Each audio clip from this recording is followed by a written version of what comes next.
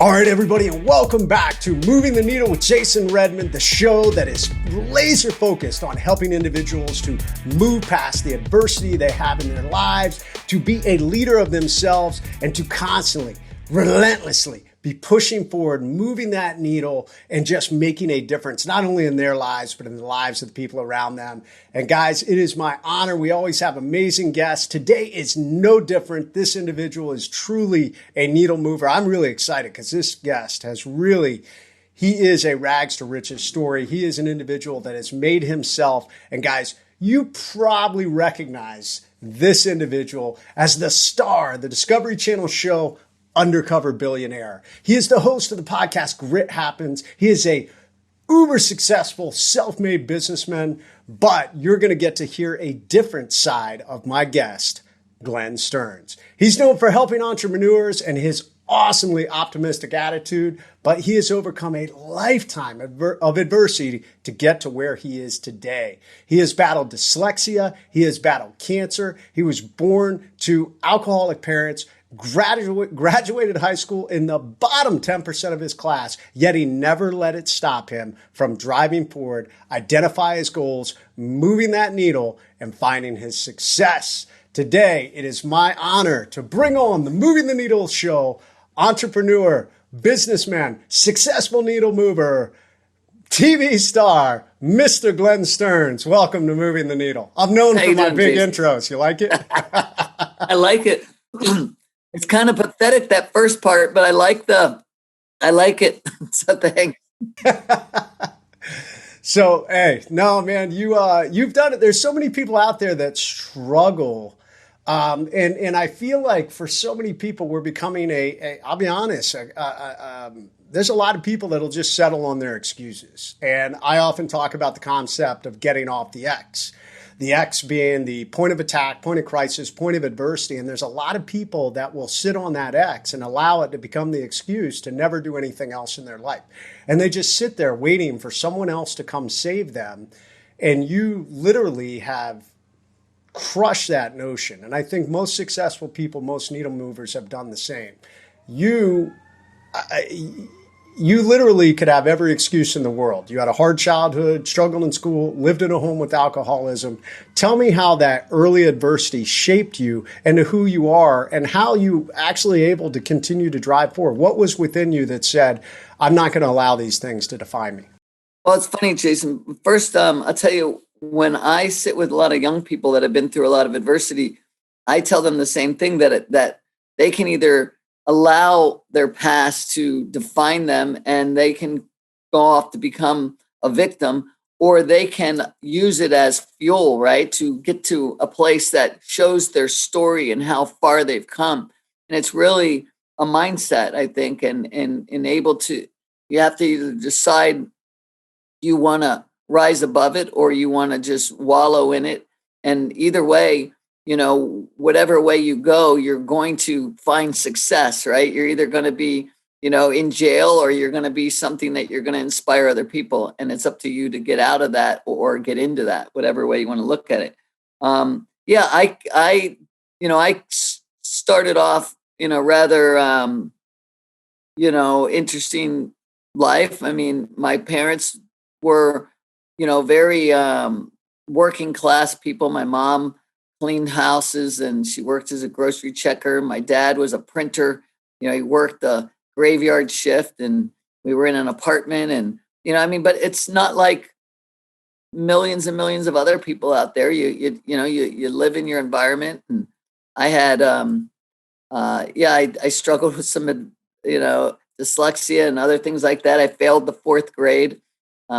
So if you're ever going to hold your kid back, hold them back in kindergarten where they won't remember, but fourth grade, you're a dummy at that age, right? But then by the time I made it to eighth grade, I had a child. So, I was a father at 14. And then, I struggled a little bit with life in the beginning, not knowing what to do, not having a lot of great examples or mentors in my life, I guess you could say. So it was, but you only know what you know, right? You live in your world and you don't really know that there's a lot of differences out there when you're growing up. And a lot of opportunities. And man, you could have easily just settled. I mean, you talk about, if you fail fourth grade, I mean, you know that you feel, let's make sure we define that. You feel like you're a failure. It's not that people will try and convince themselves. At a young age, when these things happen to you, did you already have this inner fire? I mean, you got hit with a lot of adversity at a young age. Did you already have this inner fire that said, hey, I'm going to drive forward? Or did you just kind of navigate along and these things started to develop as you got older? Did you have anybody around you specifically? I mean, when you had to do fourth grade again, did you have any teachers? Did you have anybody that said, you know what, Glenn, you know what, you're gonna do great. You're gonna drive forward, or were you just kind of alone in the wilderness as you went through this? Yeah, and I was pretty much alone, and I say that not as feel sorry for me, but because I think there's millions of other people out there that go, well, I don't have that opportunity. I didn't get that chance. I didn't either. I didn't have some just lottery ticket that came along, but I do remember, a couple different times in my life where people said, you know what, you're a lot smarter than you think, or, I think you're going to go a lot farther than you know. And when that happened, I said, I don't believe that, stop. But something deep inside me said, I want to prove them right, and so there were maybe 2 times that people planted seeds that I wanted to prove that to them that they were right. And but I will tell you one thing that was really weird that happened to me that, in today's world, you'd probably go to jail for this, but I find it as one of the turning points in my life. I was in 8th grade. I had the girl was pregnant that her name is Kathy, and I was in a severe depression. I have the little 8th grade girls coming into my class saying, my mom and dad said I'm not allowed to talk to you anymore. Little things like that you look back on it, big deal, but not when you're in 8th grade. It crushes you, right? And so those kind of things were happening, and I would get in trouble like most kids and always end up in detention. Well, I had detention on a Saturday, and it was with I forget who it was. I won't tell you. It doesn't matter because, but what happened was these 2 teachers I had detention, and it was Saturday. And of course, you don't want to go in on your Saturday, but I did. And I come to find out I'm the only one in detention on that Saturday, which is weird. And so I'm in there, I'm in my, slump, and they come, the 2 teachers, and they say, come with us. And they take me to Shakey's Pizza. And we go there, and they get a pitcher of beer. They pour me a beer and them a beer. And then they say, hey, you're a man now. Everything's going to be fine. You're going to get through this. And you know what? It was, again, that's why I say you probably go to jail for doing that today. But you know what? It was the right thing for me at that time. It was 2 men that said, you're going to be okay. My father said I'd be okay as well, by the way. And I, it just completely shifted my mindset. It gave me some inspiration, and so you never know where it'll come from and if it's in the right setting or not.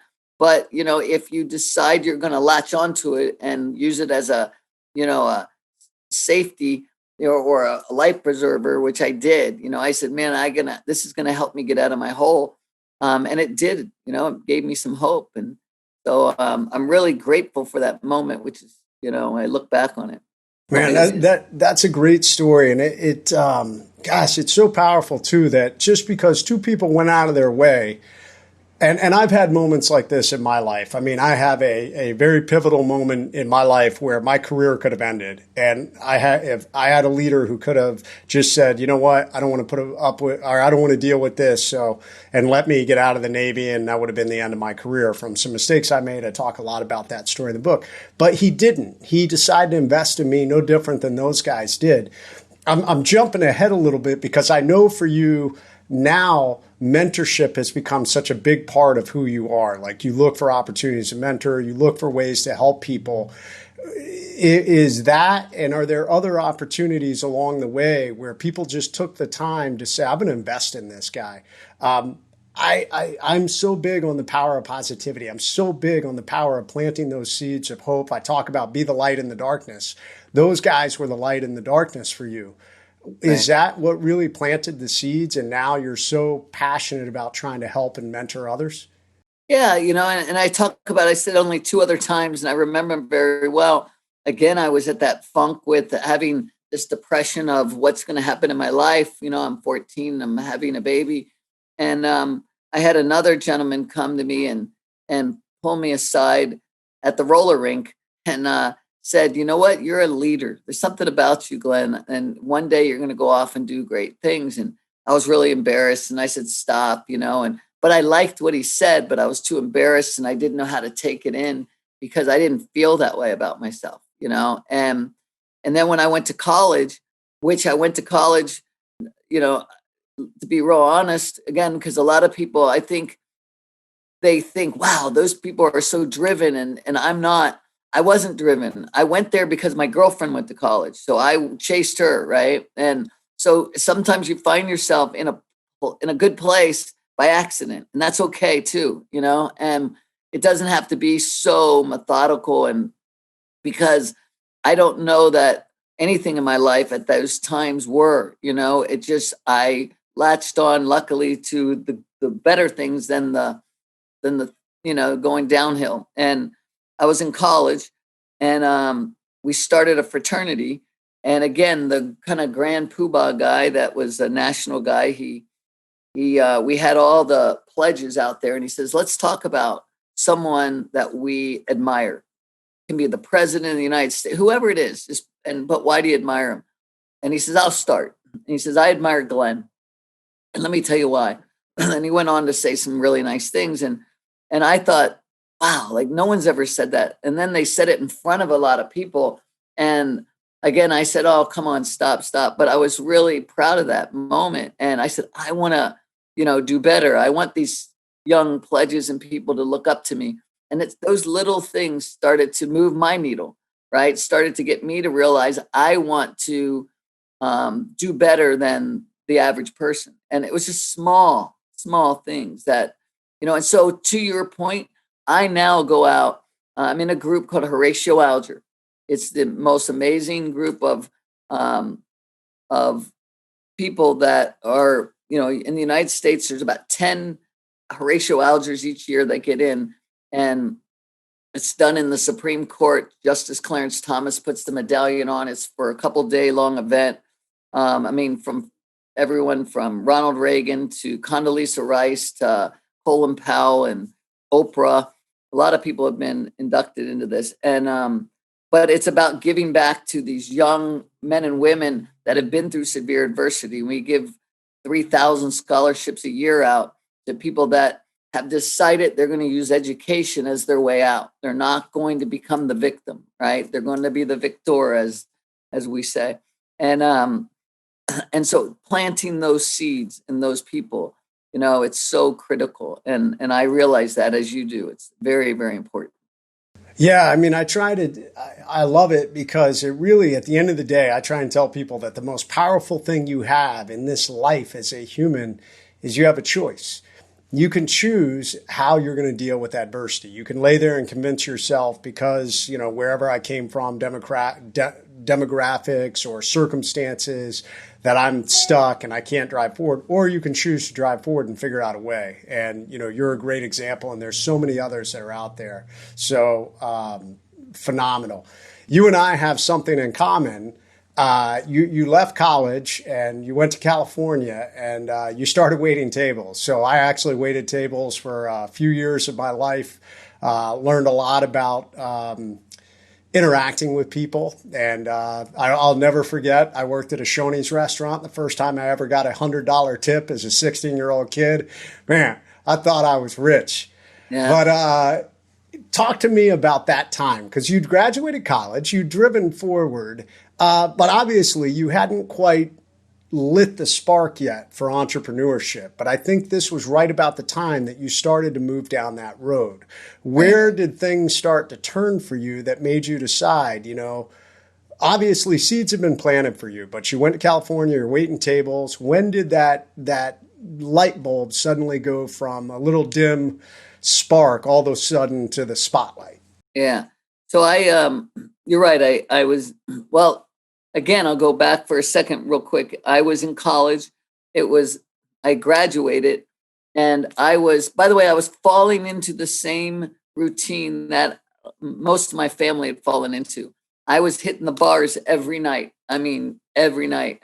I was going out and just into a rut of, what I thought was really fun. I was with a lot of my friends and we'd go out every single night. And one night I had already graduated. I was laughing hysterically at something stupid that happened. My friend fell or he got a drink thrown on him. I don't remember that part, but we were all laughing. And as I laughed and tilted my head back, it just hit me. Like I laughed at the same stupid stuff last night and the night before and the night. Like this is old. I don't want to live in this world anymore. And I just remember in the middle of a fog, I had complete clarity, which is really bizarre.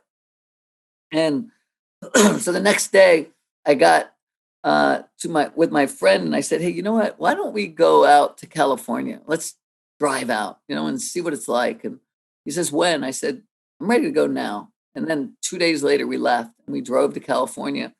And we slept on the floor. There were 5. We knew one guy in Costa Mesa, and then he had 4 other guys that were in his one bedroom. That you're young, right? And so we slept there too. I slept in the kitchen, and I mean, you just lay down at the and have your little whatever. And I did that for about 5 days. And then I knew a girl who also happened to live around. She was my boss when I was a waiter back in Maryland. And she happened to be living out right near there in Corona del Mar, which is a block away from the ocean.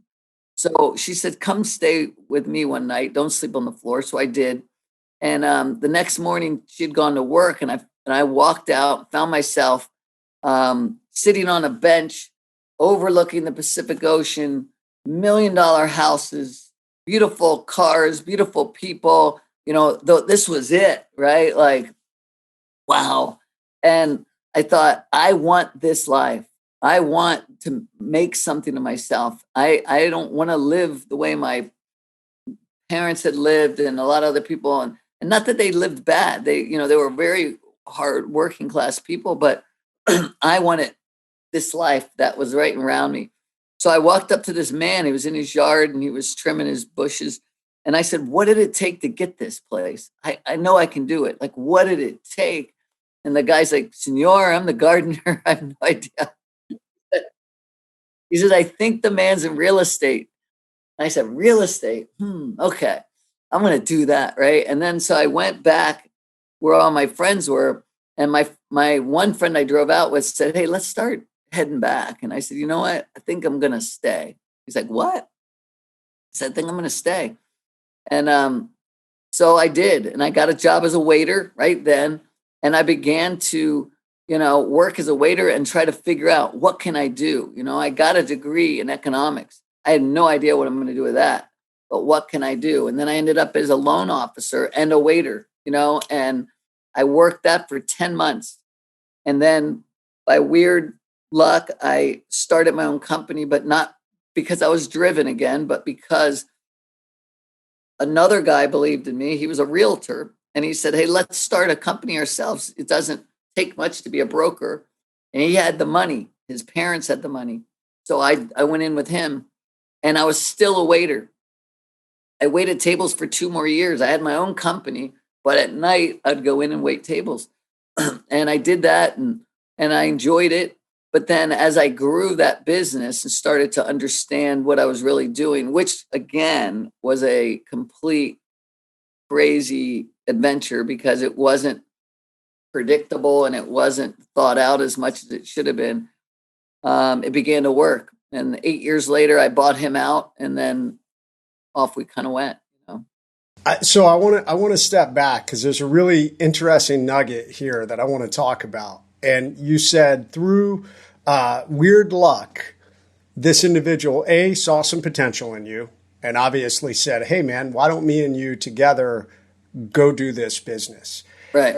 And I want to bring this up because I think there's so many people in life that are presented with unique opportunities like this, but we don't go after them because we're afraid. We're afraid, oh, I don't have the ability. It's a fear of the unknown. It's a fear of leaving our comfort zone. Oh, well, right now I'm bringing in some money from waiting tables and I'm bringing in some money from my current job. Like, oh, you really want me to go out in the unknown? That's a big risk. And there's so many people out there that are unwilling to take those risks. And instead, it just becomes this what if that as the years go by, they look back and they go, man, what if I had done that? What if? What made you decide that, hey, you know what? I'm going to do this. You up to this point in your life, aside from just leaving and going to California, you hadn't established this big trend of bucking the system, if you will. Yet you decided, hey, I'm going to do this. What was that? And is there advice you have for anyone out there when these opportunities come along on how to decide to seize them? Right. I'll take this and go all the way back to when I was about 5 or 6 years old. My mom would get us in the car, and my sister and I, and she was about 3, and I was about 5 or 6, like I said, and she would say, "Come on, kids, we're going to get lost." And we'd drive in the car, and we just drive and drive and drive until we came to these farms and way out in the middle of nowhere. And she'd pull over and go, "Oh no, guess what?" And we'd say, "We're lost," and we would be so excited to get lost. And then it was about finding our way back home. "I think you got to go right. No, go down here, go left."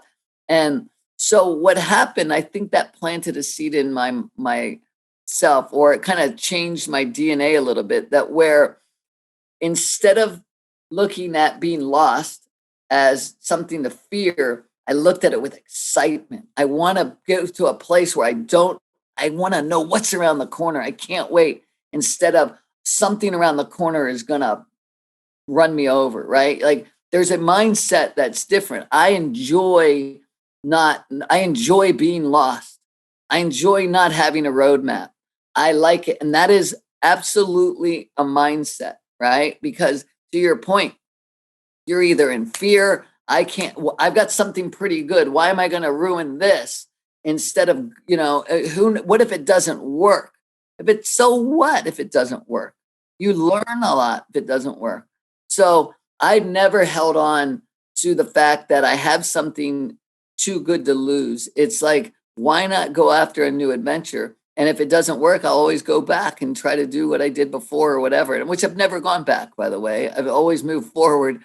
But why not try it? What do you have to lose, right? And I mean, my son, when he was 5 years old, he had an opportunity to sit up on at SeaWorld, whatever the name of that killer whale is, Shamu. They said, "Hey, who wants to come?" And they picked him, and he got really afraid and he didn't want to do it. And after another kid ended up doing it, he says, "I want to do it." And he missed his window. It was closed. And he was so upset for years. Like, I wish and you don't want to miss your opportunity to sit on Shamu, right? So jump on it, it's just one of those things that I never in my life wanted to have those regrets. I wanted to see what was out there. I love it. It's so great. It brings all new, the old phrase, insults. We've gotten pretty low in the gutter with insults lately, in this day and age, especially with social media, but it takes me back to the old insult of get lost. And you turn it into this positive thing, like, yes, thank you. I will. I'm going to go out there and I'm going to explore the unknown. And, I love that. I have a sense of adventure. I'm the same way. So I just think that's awesome. So for all of you out there that are listening, Glenn Stearns is living proof. Go get lost. Go chart the unknown and figure out where to go. So you took that opportunity and you turned Stearns Lending into the #1 wholesale lender. So what was the secret to that growth and success? Because you admittedly, you admit that, we didn't really have the best plan in the beginning, but obviously, and I think a lot of businesses are like that. I know I'm guilty of my businesses. We probably in the beginning had a fire, ready, aim approach. And now as I get older, we're trying to, ready, aim, fire. Where did you guys make that switch, and where did you enable that growth and success? So, I think there's absolutely nothing wrong with, going out and when you're young, doing the ready, fire, aim or whatever, right? Because you don't have a lot to lose. And the fact is you're learning. You can't, what I found is so many people, they want to have it perfect. So they plan and plan and plan and plan. And by the time they've got to the end of their plan, they've missed the opportunity, right? You can't do that. You have to learn, jump in. Now that I've gotten I'm 56 years old. I have a lot of, time under my belt. I can plan a lot better because I know what to do. I know how to put the team together. I understand a lot of the pitfalls. But back then you have to learn them. You have to learn them. That's part of the process. And I think when,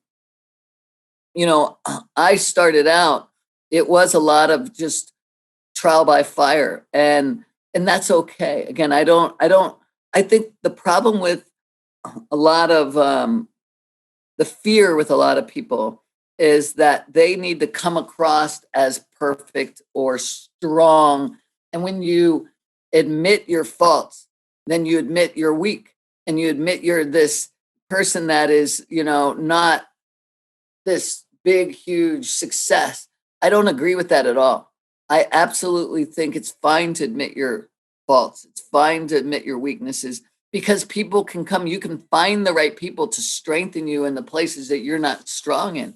And so, there's so many people that are afraid to just to show any weakness. And so for whatever reason, and I think it might have had to do with failing fourth grade, it might have had to do with having a child at 14. When I didn't have an opportunity to hide my weaknesses. They were out there in plain sight. And what I did is I got people that were good people that came around me to say, it's going to be okay. And so, when you do show those weaknesses, you can get strength by people, instead of having to know all the answers, you can say, I don't really know that answer. That's actually shows your confidence that you'll get the answer, right? It doesn't show the weakness that you don't know the answer.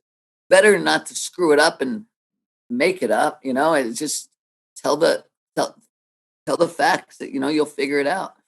And so I think that's been a part of, again, that whole thing with me of just trying to go out there, do the best I can and be straightforward with people. Hey, we'll figure it out together. We'll get there. What are you good at that I'm not, Yeah, it's awesome. Definitely, I learned a lot about that in the SEAL teams. We had guys that brought all kinds of different strengths to the equation. And it was all of us together that, enabled us to be very successful.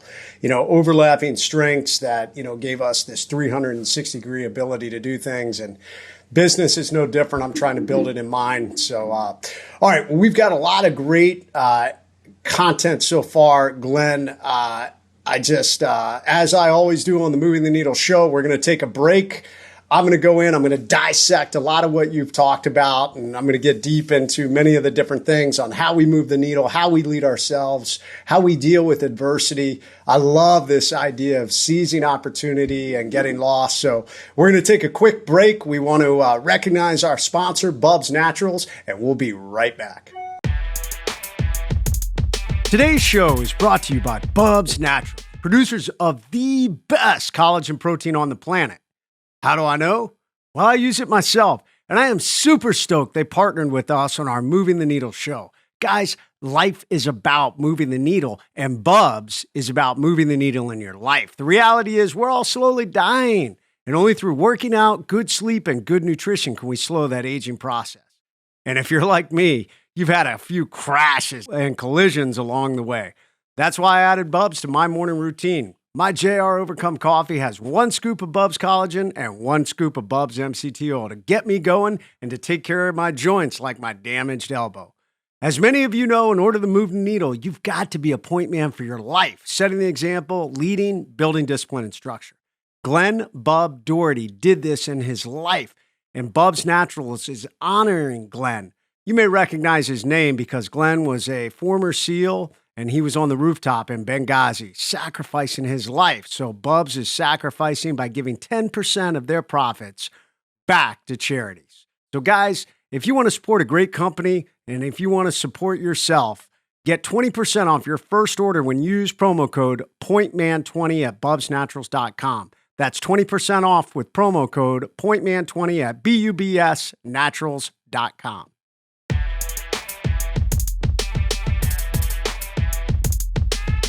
All right, guys, we've had an awesome interview right out of the gates with Glenn Stearns, the host of Undercover Billionaire, and a guy who has just been super successful. And man, there's so many nuggets. I've been going through this interview, just listening to everything that Glenn talks about. And guys, you talk about somebody that has achieved high levels of success and who has just been hit by adversity and really has come from nothing. And I love this. I mean, he is the icon. He's such a shining example of the American dream. And I am such a big fan of the rags to riches stories. I meet so many people who try and define themselves and say, oh, I came from this, I'm this demographic. I was born in this neighborhood. Nobody in my family ever went to college. And they settle. So many people out there settle for those excuses. And Glenn Stearns is no different. He could have been one of those that settled. He could have said, I've got alcoholic parents. We never had much, bounced around, had problems, learning disability. He had people tell him, in 4th grade, you're a dummy. And so many people just accept that. They accept that and they say, you know what? They're right. That's who I am. I'm a dummy. I'm the wrong race, creed, color. I was born in the wrong neighborhood. I don't have the same opportunities as everybody else. That is a lie. That is a lie you're telling yourself. So don't settle for those excuses, guys. You have got to drive forward. Glenn drove forward and he made things happen. And here's a big thing you need to understand. It doesn't happen immediately. We live in this day and age of instant gratification. Anything you want is pretty much at your fingertips. I mean, Amazon has changed the game. I mean, the days of waiting to get something are almost gone. I mean, we're down to, you could actually order something online and have it delivered to your house in hours now, not days, not weeks, not months, hours. So it's given people this instant gratification, this fast food world we live in. We all want it now. Clicks and likes on social media.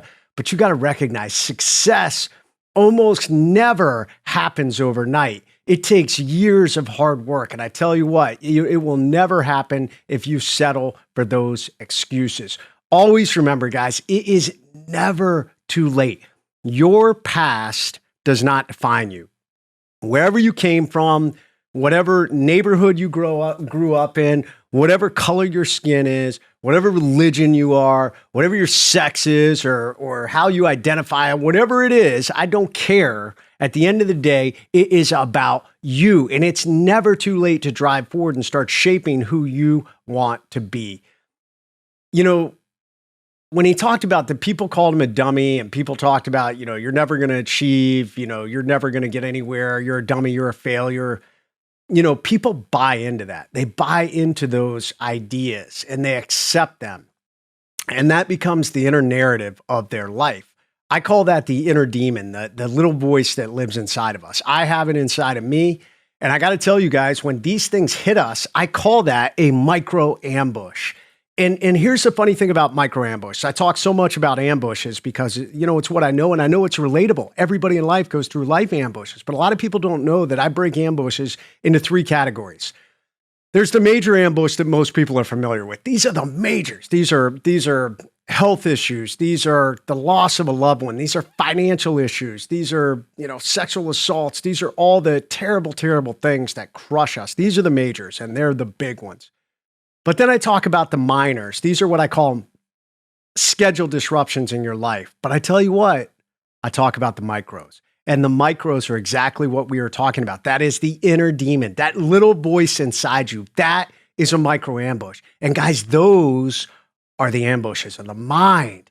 And so often they can be the most dangerous ambushes of them all, because they will place people on the X and they will accept that this is where I live. I live on this X. I am that failure. I am a dummy. I am only a woman. I am only gay, or whatever it is. You know, people accept that that is who they are, and they're never going to be able to get past that. But the reality is you have the power to get off that X. And that's what Glenn talked about. He didn't let it define him. He drove forward, and slowly but surely, by grinding, by believing, by ignoring, that little voice that said, you're a dummy, you're a failure, you'll never amount to anything. He got off that X and he achieved great success. So guys, never forget, it's never too late. Your past does not define you. The next thing, when we're on this path, Glenn talked about, people that helped him in his life. And this is such a powerful narrative. I love it because there's two sides of this narrative.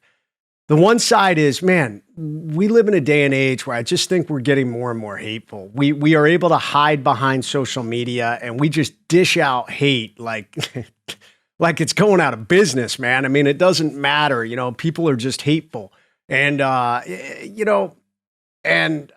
I don't know, man, I have been on the side of war. I don't think it's necessary, man. A little respect for human life, a little respect for human dignity, and be nice, man. Help people out. You never know what someone's going through. And these individuals that Glenn talked about, two teachers specifically, that's exactly what they did.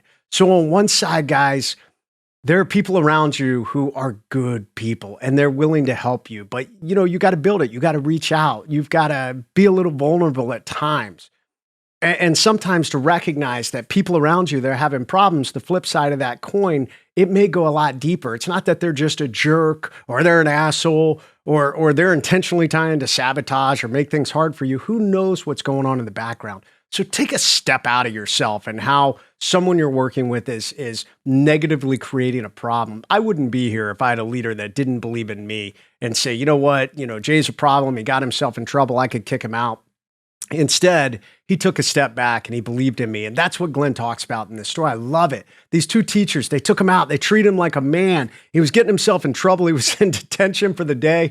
And they took him out and they talked to him like a man, a 13-year-old kid who had knocked a girl up, who for all intents and purposes was on the path of never going anywhere in his life. And they told him, you're going to be successful. They told him what he needed to hear. They invested in him. They planted seeds of success in him. And guys, we need to do the same thing. Take a step out. When your employees, when your team members, even when your kids do things wrong, tell them they're great. Tell them they're on the path. So what, they messed up. We all mess up, man. Give them a great lesson. His dad did the same thing. And I think this is so important. His dad was an alcoholic. His dad had a lot of flaws, but what a tremendous lesson as a parent. His dad told him, you're going to be okay. And guys, I see this a lot. So many parents focus on the negative. Praise and encourage your kids. Don't focus on the negative things. Focus on their strengths. I tell my kids they can be anything they want to be, and I encourage them to do that. Help them when they mess up. It's not your job to make perfect kids. It's not your job to be their best friend. It's your job to help them to be successful adults. And guess what? As an adult, we got to navigate that path. We got to mess up.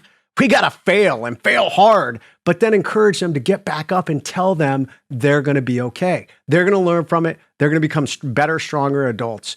Those individuals who pulled Glenn aside and his dad who helped him, they told him he was going to be a leader. And that's a moment that Glenn never forgot throughout his entire life. The moment, he talked about that moment when the head of the fraternity praised Glenn and said, man, I'm proud of you. There's something within you. So guys, invest in people. Look for the positive. And you know what? It's going to reap rewards for you because people are going to look for it in you. So there were so many great nuggets in this. The last one I want to talk about, and I thought it was such an awesome story. Once again, Glenn's parents, for as flawed as they were, I think they really, truly loved their kids. I think they were flawed. Human beings are flawed. But he talked about the story of his mom and how his mom sometimes would just get all the kids in the car And she'd say, hey guys, we're going to go get lost. And they would drive 4 or 5 hours until they had no clue where they were going to be. And I thought this was such a great story because he said it was so much fun. They would just explore and they would get out where they had no clue where they were, but they would find new things. And it created a sense of curiosity. It created this sense of adventure. And for that, Glenn carried with him for the rest of his life. He was not afraid of failure or uncertainty. And guys, I'll tell you, coming from the military, I think we try and do all we can to control things. And I think this is maybe a little bit of flaw of mine because I want to be able to control things. I don't like uncertainty. Right now, as I record this, I've got some weird health issues going on. I had a doctor tell me the other day, I've had so many tests. I've been in and out of the hospital recently. And I had a doctor tell me, you're a medical mystery. And he goes, hopefully the good news is you're not going to die fast from this. Neither of those really helped because it just said, hey, there's a big level of uncertainty. And I don't like that. I'm, as a military individual and working in my career, we had done all these things. But you know what? You got to control what you can. And that's what I talked about. And going back to what Glenn talked about, it's leaning into the uncertainty and just embracing the journey. Maybe there's a reason why I'm going through these health things. Maybe God is trying to teach me a new lesson. So I'm leaning into it, and Glenn did it also. So be willing to give up control for the thrill of discovery and new adventure. That's a mindset, and it's a mindset that was planted in him. He talks about, so what if it doesn't work? You know what? You learn when things don't work.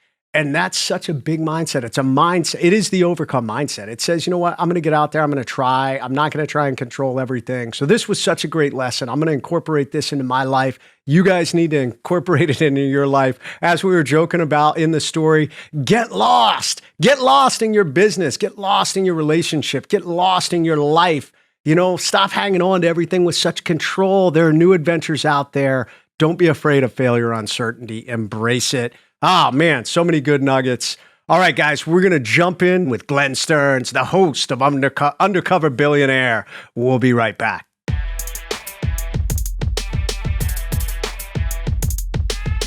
Welcome back to the Moving the Needle show. It is, as always, I have amazing guests, and our guest today is the one and only Undercover Billionaire, Mr. Glenn Stearns, successful businessman, and season 2 of Undercover Billionaire is getting ready to come out January 6th, right? That's right, January 6th, season 2. Also, on the same day, we'll have Undercover Billionaire Comeback City, which I'll be a big part of that one, January 6th as well. And not only will it be on Discovery, it'll be streaming on Discovery Plus, correct? That's right, Discovery Plus. I love it. So, well, guys, Glenn has already provided a whole bunch of content. In part 1, we've talked about the past, where he came from. I love the rags to riches story. I meet so many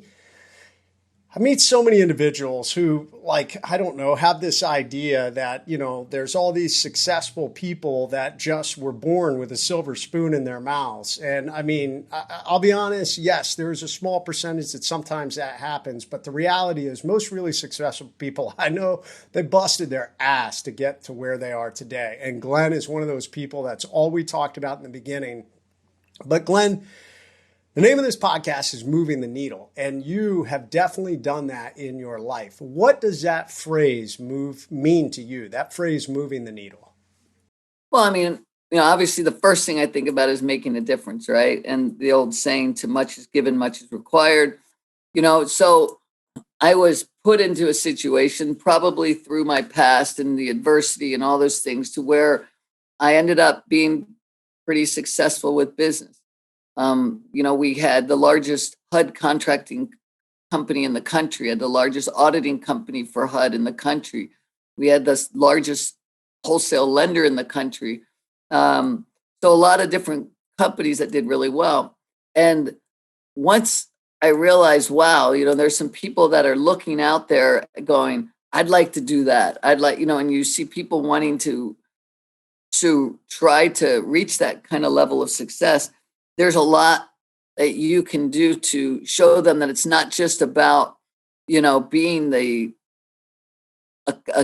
leave destruction in your path, but it's about really being a good citizen, a good human being. And so there's been a lot of things that we've done by reinvesting in the company, by helping a lot with philanthropy, by giving back to people that need it, so that you can see that there's a lot that goes along with what I feel success is, which is when people look at you, you say, all right, who is it that you want to be? Because it's not just be a great business person, but then it's about helping your community, right? It's about making a difference in people's lives.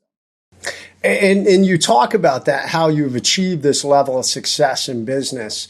Everybody has a different lens. Everybody's perspective is different. But what would you say as you're grooming young entrepreneurs, as you're mentoring people, what would you say is the single greatest trait to be successful in business? Can you define that? I would say probably the single greatest trait would be resilience. That you have to be able to bounce back, and you have to be able to adjust and keep a positive attitude. There's going to be a lot of setbacks in your life, and you're going to have to be able to take that and turn it around and not let it beat you down. So if you can continue to, because you don't do it by yourself, you have an army of people. Hopefully, if you're going to be truly successful, there are others that are with you, and you need to keep them positive as well. You being with the SEALs, that when you get, you got to have all of you working together as a team. And so you got to be the leader. You got to have that mindset to keep other people positive and to keep growing and going through the pain, because there's always pain. It's just part of the process. Yeah, it is an unfortunate part of being human. And that's definitely my biggest focus, is on how, teaching people how do we lead ourselves out of those situations. Oftentimes, if you listen to me, I talk a lot about how I survived an enemy ambush. And the point of any attack, we call that the X. We touched on that a little bit. And I now relate that to the fact that even though I survived an enemy ambush, everybody gets ambushed in life.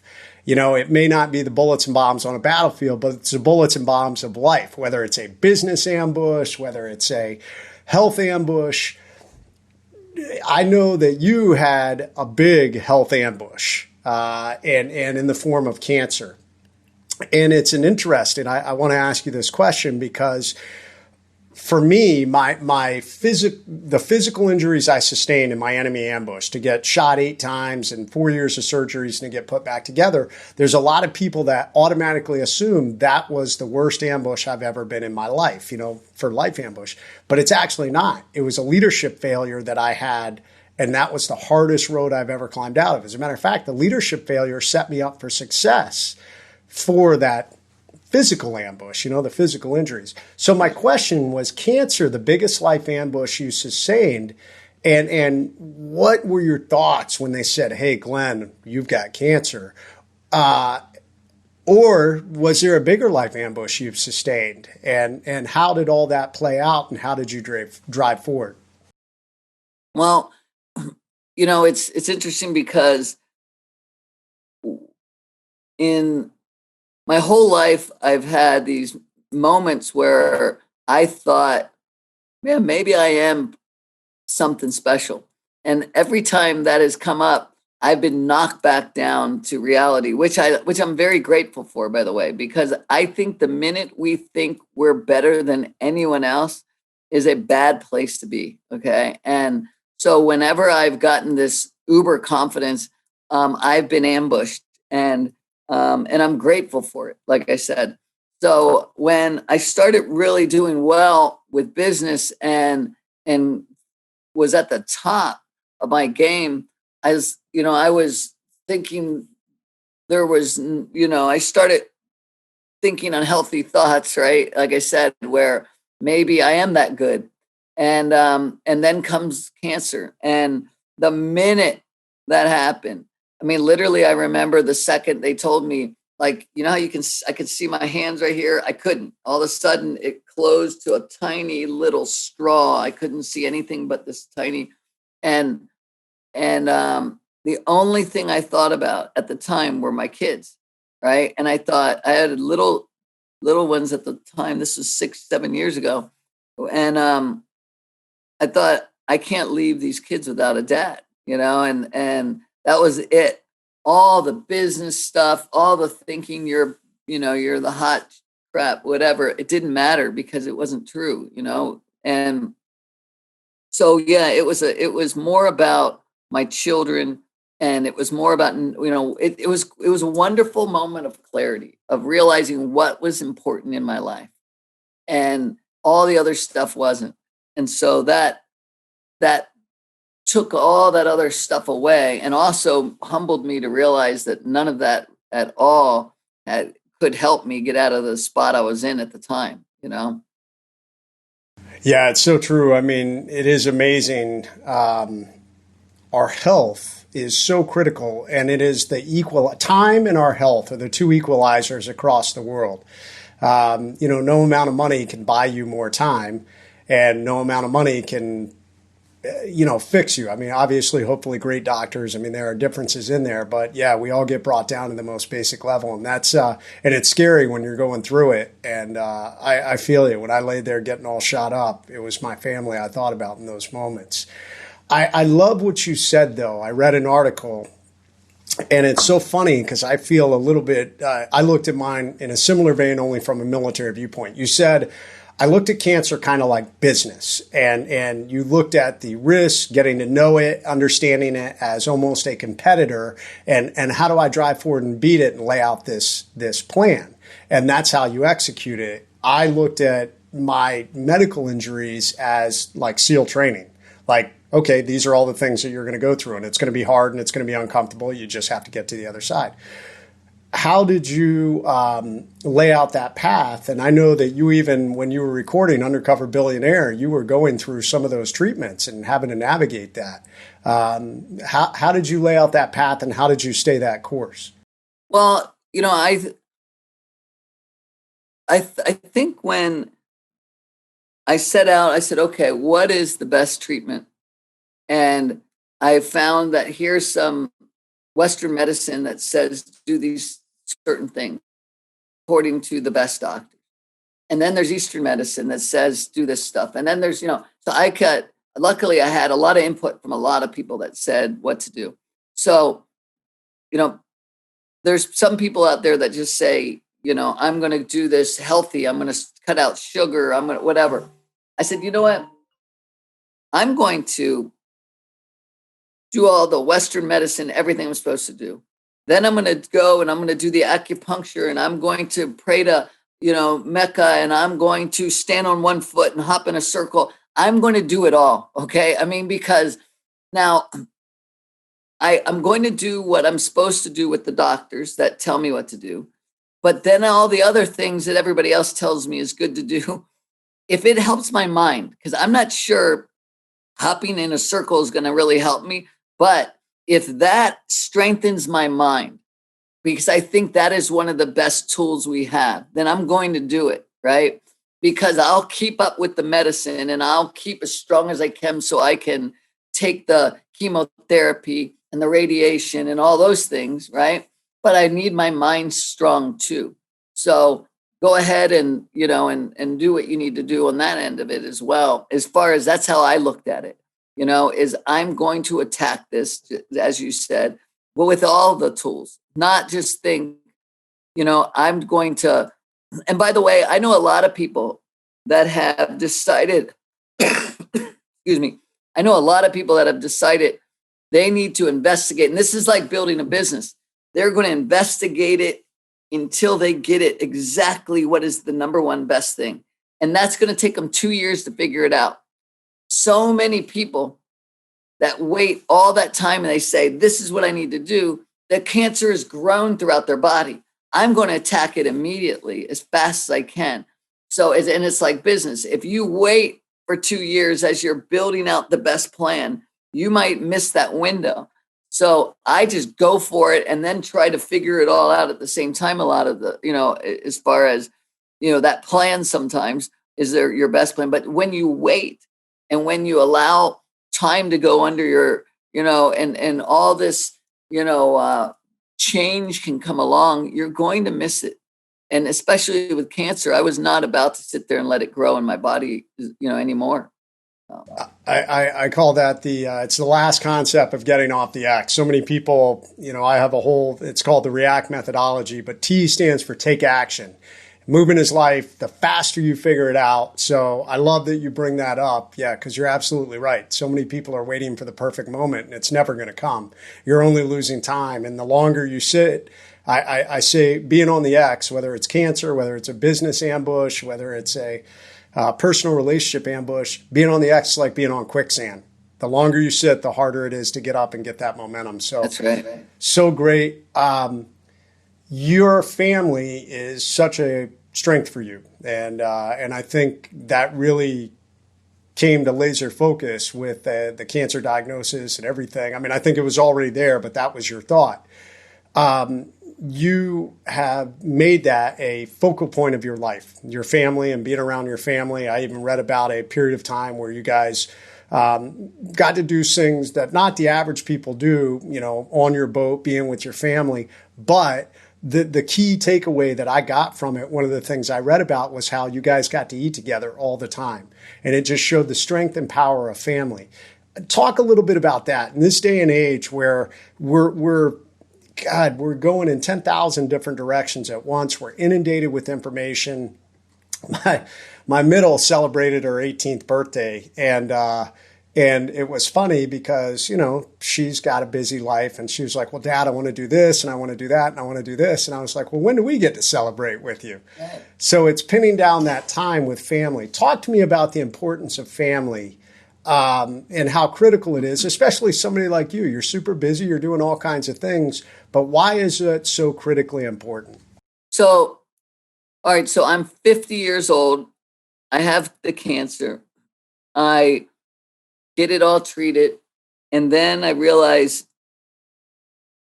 two things. One, this is my greatest earning power years. When you're 50 to 60 or so, you've got a lot of history. I have a lot of momentum. This is the time to go out and kill it in the business. Or I've got cancer. I've just taken care of it, hopefully, right? And this is the greatest time today to take advantage of being with my family. So I chose my family over needing to build a bigger business and needing to do those things. A lot of people don't get that opportunity. People have to work 9-to-5 jobs. People can't do those kind of things. And they don't have this, wonderful gift that I had. But I look at it, it's kind of this yin and yang, or not yin and yang, but like, what's the right words? Well, there were so many times that I was working till 8:00 at night, and other friends of mine had 9-to-5 jobs, and they got to coach their kids soccer and little league and other things. And I didn't do that. And it hurt thinking, I'm sacrificing for that. Okay. So if I really was sacrificing for my family, these people got to do these things in their lives and I didn't. Well, here's my opportunity. If this was sacrifice, then why not sacrifice right now? So I quit my job, basically. I sold the company. I bought a boat, so to speak, a very large boat. And we took the whole family and went around the world for a year and a half. And we just got to sit and eat every day together. We got to dive every day. I took my dad. We dove all over the world. We got to fish. We got to just sit and do things that it's so rare, right? And I was so lucky. So all of that sacrifice for all those years, I also know a lot of very successful friends that they never did stop. Well, I got a big wake-up call with the cancer, and I said, this is my time to stop. So I did. And I stopped and took that time. Well, I'm going to fast forward it to today, if you don't mind for a second, because now we live in this COVID world where, everything is different and changed. Well, we're about to move into another house. We're in a rental house waiting for our house to be completed. I've got kids that are going to go off and live in this house. I've got another kid that just broke up with his girlfriend. I came and I said, hey guys, when in the world are we ever going to be in a place where we all are in this weird transition? Why don't we live together for the next 3 months? Because right now, literally this weekend we were moving, but I said, we've got all this time. You can work from home. You can do all this stuff. So we all came together, and I've got 5 of my 6 kids. My oldest, which is my daughter, who's 42 years old, she's got her kids, and she can't bring them in. But we've got all 5 kids living together until this week. And then I took my dad and I said, hey, my dad and I, it's our turn to make dinner. So what are we going to make? So we made goulash, which was his mother's favorite recipe. Then my 2 boys got together and it was their turn and they made their favorite recipe. And then it was my wife and my other son. And last night was my 2 young girls, the 12-year-old and the 15-year-old, who made their favorite dish. And we all get to sit around. It doesn't happen that often. I mean, these are from 12 to 28 years old in kid length. My dad, and it's wonderful. So I know COVID's been horrible on a lot of people, and that, the things that happen have been bad, but there's also a ton of good things that can come out of the ability to have, this family time, this dynamic. We won't get this back where we're this close. Things are going to change. People go off, they get married, they leave, things happen. And so I think it's important.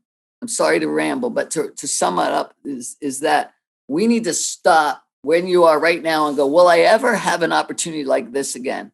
Back to your point about always planning. Well, tomorrow, no, forget about tomorrow. Right now, what can you do? Because the world will change within an instant. It's going to. And so we took advantage of that. And it's been the most amazing, wonderful last couple of months I've ever had in my life. That's awesome. Yeah, I call that social leadership. It is investing in the rings of influence around you, and the most important rings being your friends and family, that in the hardest moments of our lives, when the life ambushes come, the business, those outer rings, the business rings, they go away. Not because they don't like you, but because they're doing their own thing. And it's only those innermost rings. And that's why it's so critical. I love this. And this is such a powerful message, guys. If you're running along and your focus is on your business and you're just like, oh, I'm almost to where I want to be, so I'm going to sacrifice, the time with my family. Take some time and invest in your family now. You never know what tomorrow's going to bring. You never know what life ambushes on the horizon. Glenn's living proof. I'm living proof. I know that, I don't know if you've ever read it. Read what Steve Jobs wrote about at the end of his life. How he wished he had gone back and invested more in the relationships around him. He built, one of the most powerful companies in the world. And I think he'd give it all back if he could, if he was still here. So, all right, let's shift. We're running up to the end, but let's shift. Let's talk about Undercover Billionaire, an amazing show. What you did is such a great, the show itself is built around this rags to riches idea that we take this little bit, we go to this unknown location. You guys picked Erie, Pennsylvania, $100 and a cell phone, and you created a business. And now you've really got some strong ties to that community with what you did. Tell me about that, and tell me about what created the idea and how all that came to be. Yeah. So I was working 15, 16 years ago, and someone that had worked for me tried out for a reality show and told the producers, oh, my boss and his wife would make great contestants on this show. It's called the Gilligan's Island, Real Gilligan's Island. And long story short is they called me on my cell phone and said, we'd like to talk to you. And we ended up doing the show, and I won the whole thing, which was interesting. So for years I had producers calling me, hey, do you want to do another show? We you guys would, all this. And I would always say, no, I'm a business guy, I've got to work. And I said, but I tell you one show I would do. You can drop me off anywhere in the world, give me $100 or give me, take away my money, my contacts, my name. And I bet I could redo it again, and I'd always say that, throw it out there. And then Discovery came along, and when I said, I'm not interested in this show, but I said, I tell you what I would do. And they turned around and said, okay, put your money where your mouth is, and let's do that show. And I thought, okay, great. And then, it was great until I actually did it, because you don't think about what it really takes. Again, I go back to, a lot of the kind of the thread in my life.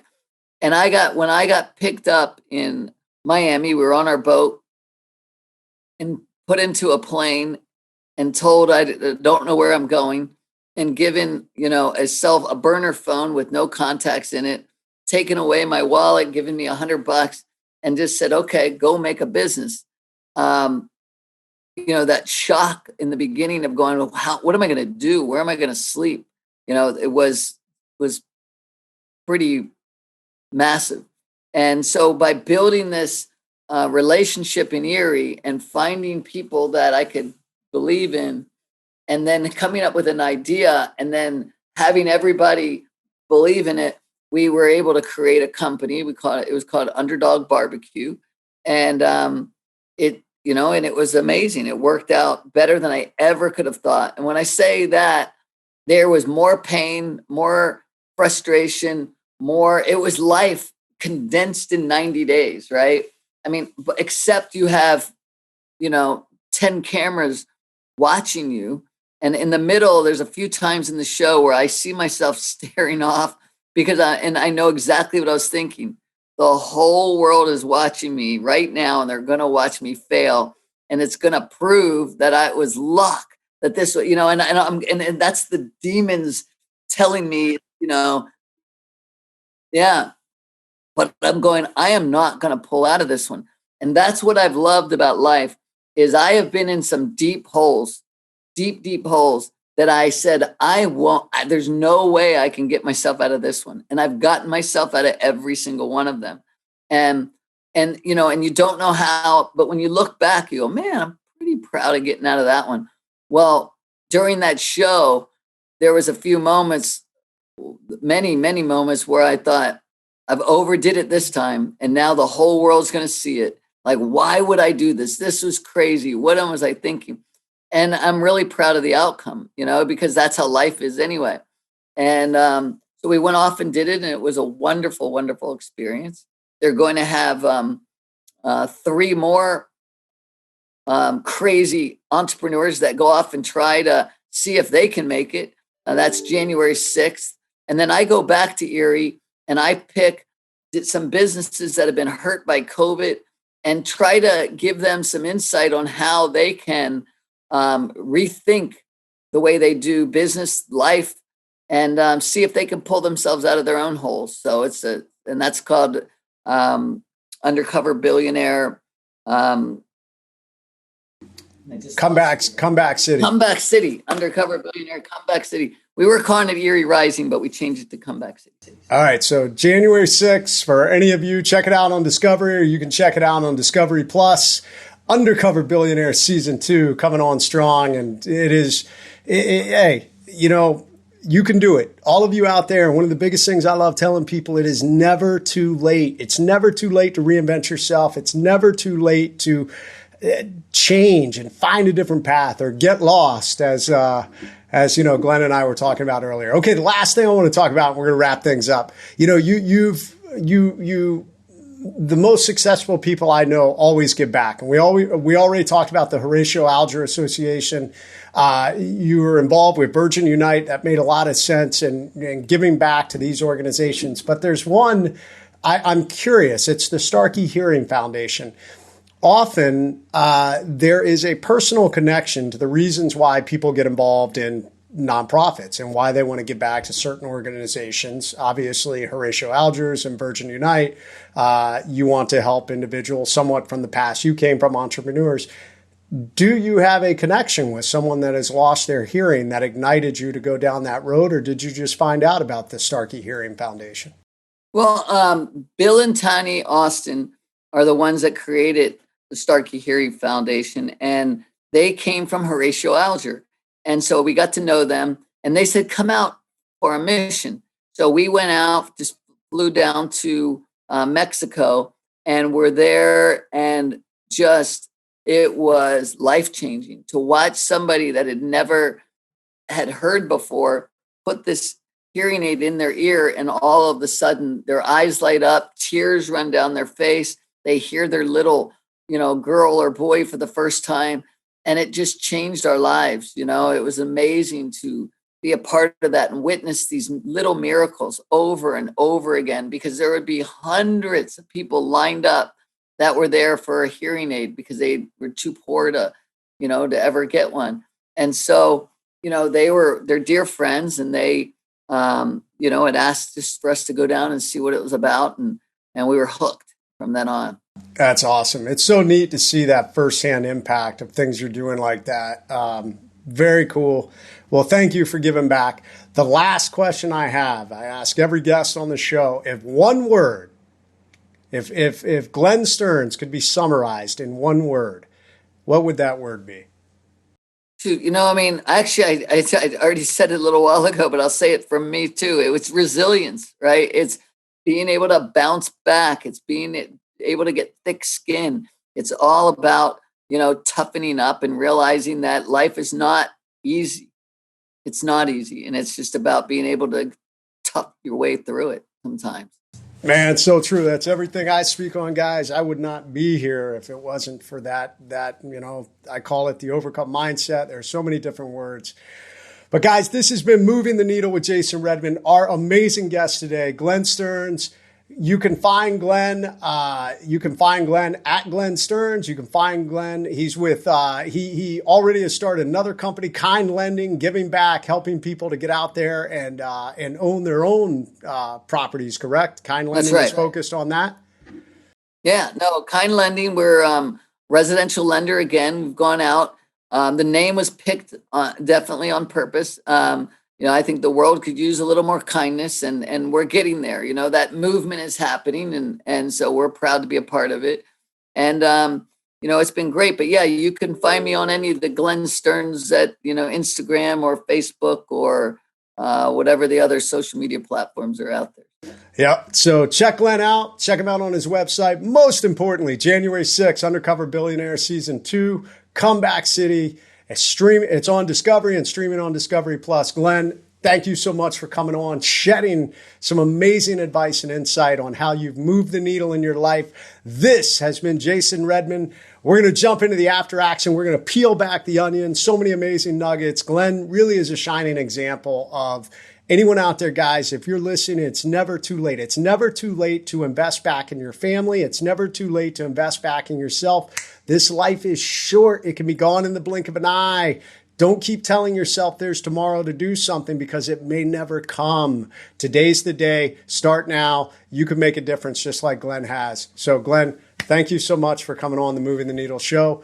And guys, I will see you in the after action.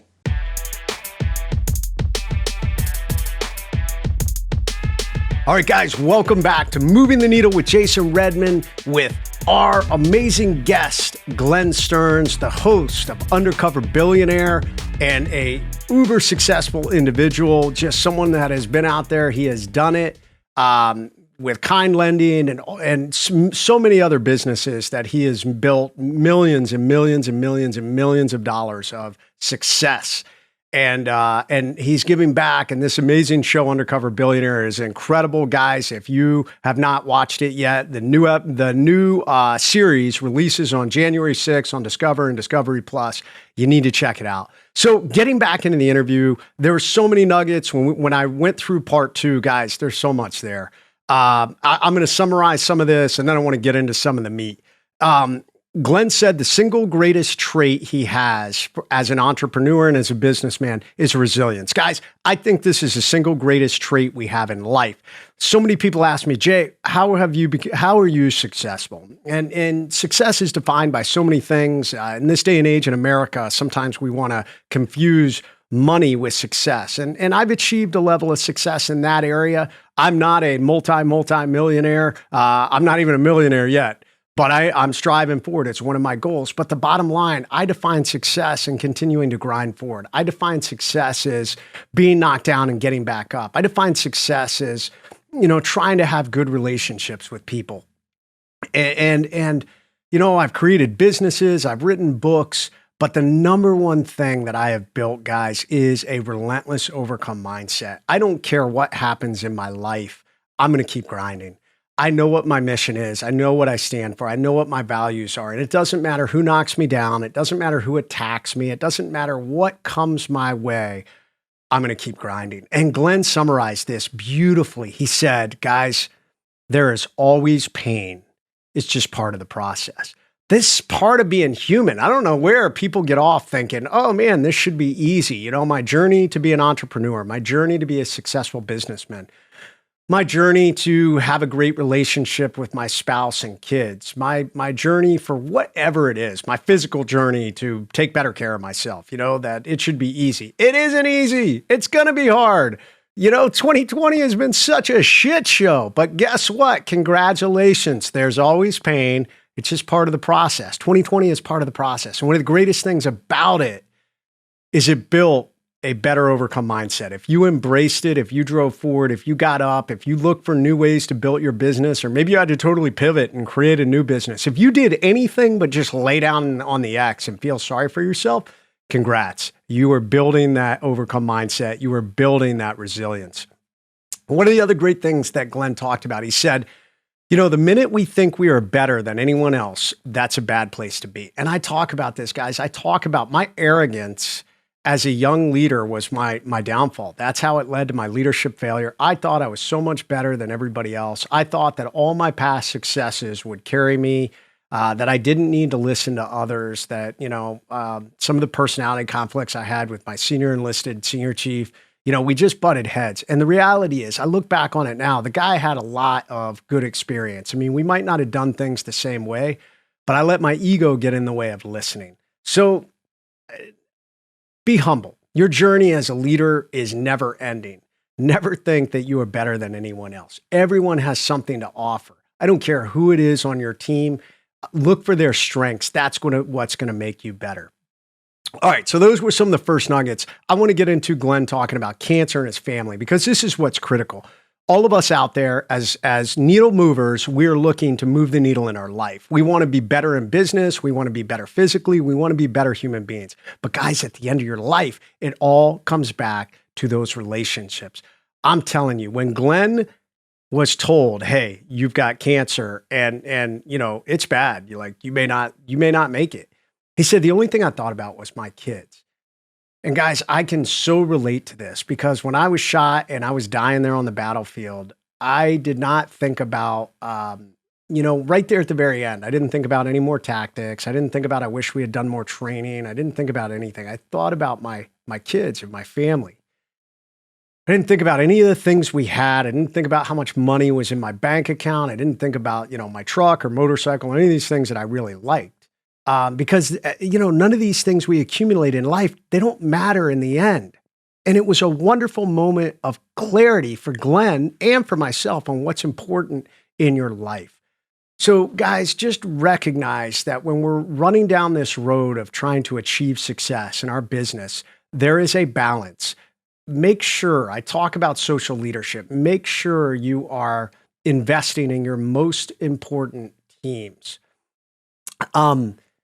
We need to put time and effort into our business. We need to put time and effort into our business relationships, but don't do it at the sacrifice of your most important teams. I will tell you what, when the major life ambushes come along, if you get cancer, if you have a health scare, if something horrific happens in your life, we just have a friend that God forbid on Christmas Day, they were hit by a drunk driver and it killed her husband on Christmas Day. That is a major life ambush. And for all the successes we have in life, if you're not investing in those most critical teams, in those most important people in your life, then you're going to be off balance. And when these things happen, you're going to need those people around you. And Glenn had achieved a pretty high level of success. So I'll say this, you don't need a yacht and to travel around the world to invest in your teams. It just takes a little bit of effort. You know, we can't make more time. So guys, take those vacations, go out, get lost, do something great. You know, go take your kids to the movie, take them out, have a date night with your spouse, have dinner with your friends, call your loved ones, live for the now, build for the future, but live for the now. The future may never come. Build that balance in your life in all aspects. I talk about it in the Pentagon of Peak Performance. You know, in my book, Overcome, physical leadership, mental leadership, emotional leadership, social leadership, and spiritual leadership. Have that balance. I guarantee it'll make a difference. All right, guys. So here's an interesting fact. I quoted and talked about Steve Jobs talking about at the end of his life. So in this crazy day and age of all the crazy accusations of fake news, I've got to admit, I went and researched. I actually was going to read that essay to what Steve Jobs, I thought Steve Jobs said. And the reality is, it's fake news. It's fake news. And that was funny. It was an eye-opener to me because I'm pretty good about sniffing out things that are fake. Oftentimes, I've got friends both on the far right and the far left, and they send me all kinds of things related to, anything and everything you see out there, from, Russian collusion to, everything. And I frequently, the articles they send me that try and substantiate these things, one of the first things I do, I go look on Snopes.com and I look on other sites to verify. And I didn't do that with the Steve Jobs essay. I accepted it as fact. I've been quoting that story for many years, and the reality, it is fake. So there you go. I will say this. I did find that Steve's biographer did note that Steve regretted in the end not spending more time with his kids, but there's a pretty eloquent essay that, is credited to Steve Jobs at the end of his life, and it just is not true. So the bottom line is this: even without that, Steve talked about he regretted in the end not spending more time with his kids.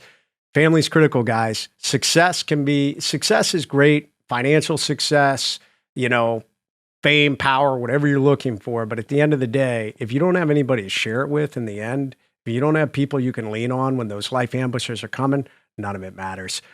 All right, to close, Glenn's word was resilience. I love this, man. It is what I stand for. My word is overcome. His is resilience. But the bottom line is this: life is not easy. It is about toughing through it. So guys, congratulations. You have made it through 2020. We're on to 2021, but I got bad news. 2021 may be worse than 2020. Oh, did I just say that? You guys are hating me. But here's the difference. You have an overcome mindset. You have resilience. You have tools to get you off the X. Don't focus on the negativity. Focus on the positivity. Spread love to others around you. They're going to spread it back to you, and you just drive forward. We control what we can. We embrace the journey. We live for the now, and we shape our future. That's the bottom line. So what? What's coming? If you know your mission, if you know your values, if you know your destination, if you set that course, then guess what? You're the point man for your life, and it doesn't matter what happens. You know where you are. You're the light in the darkness. You drive forward. All right, guys. So this has been amazing. I want to give a huge thanks to Glenn Stearns. What a great interview. If you guys want to learn more about Glenn, go to his website, glennstearns.com. That's GLENNSTEARNS.com. Host of Undercover Billionaire, Comeback City releases on January 6th on Discovery and Discovery Plus. You guys check it out. It's a pretty cool show. They drop him off in the middle of nowhere with like $100 and a cell phone with no numbers in it. And he's got to build a business to over $1 million. And he did it the first time. And he's like, I don't know if, he expressed to me, he's like, man, it's really hard. It's scary. But he loves it. He embraced the journey. That's what it's about in life. Life is about action. Get off that execute. Big shout out to Bubs Naturals, our Moving the Needle sponsor. Really appreciate Bubs. Go to bubsnaturals.com. If you guys are looking for their products, they produce some of the best collagen protein out there and some other amazing products to take care of your health.